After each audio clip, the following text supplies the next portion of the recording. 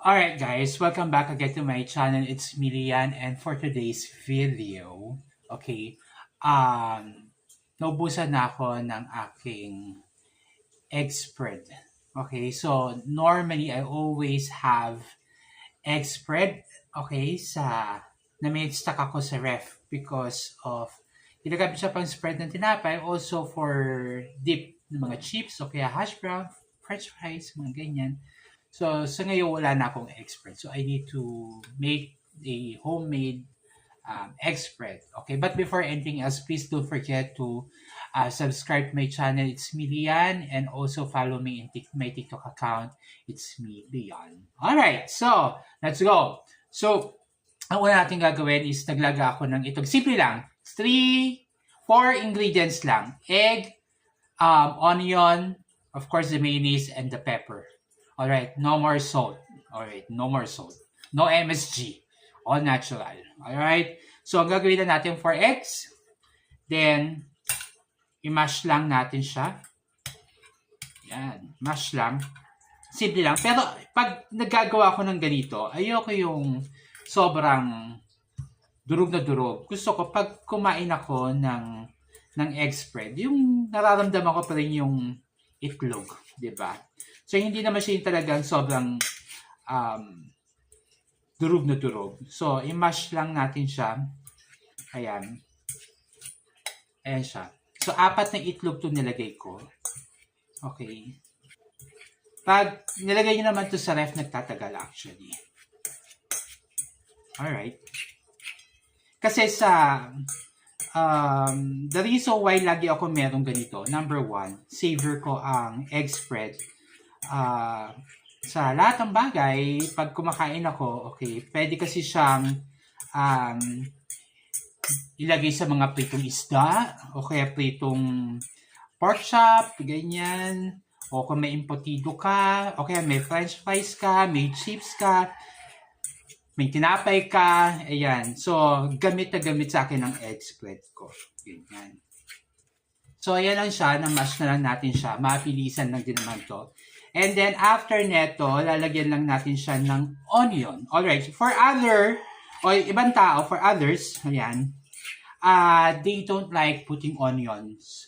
Pero ako kasi, I want to put onions kasi it added na extra kick for me. And also, I love onions also. Alright, so I think okay na tong pagkakamash natin. So, ayan siya. Yan. Okay, so let's put the onion. Mix lang natin. And then, lagyan natin ating mayonnaise. Okay. Hindi ako yung nagtotodo talaga ng mayonnaise. Isang pack lang. Kasi yung iba, mas maraming mayonnaise tapos halos hindi mo na maramdaman yung itlog. So ako, gusto ko yung talaga nakikita mo pa yung egg. Ganon. At saka alam mo sa Japan, mahilig sila sa ganito. Yan, tapos mix lang. Yan lang siya. Oh. Ito na yung ating egg spread. Then, lalagyan na natin siya ng pepper. Okay. So, sakto lang yung 4 eggs.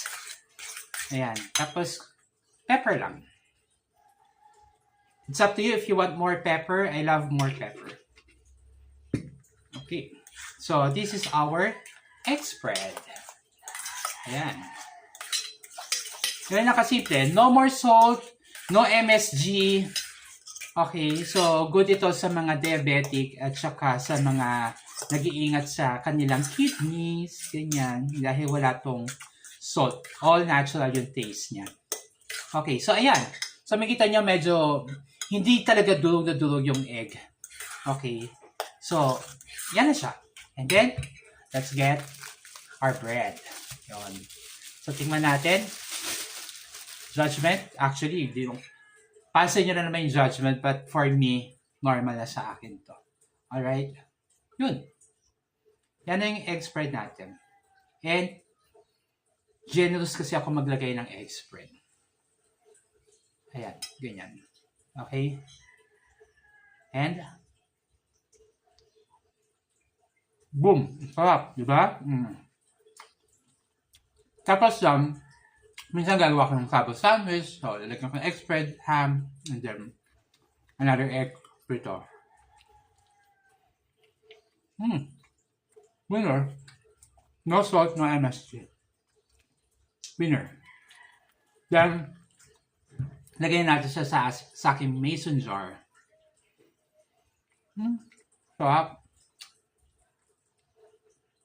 Okay.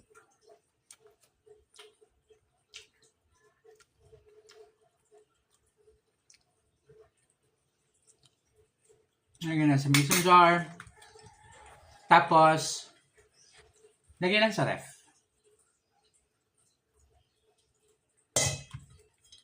Yan lang siya. Ayan. Di ba?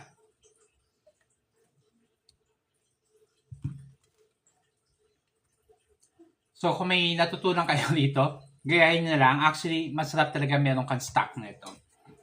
Yun.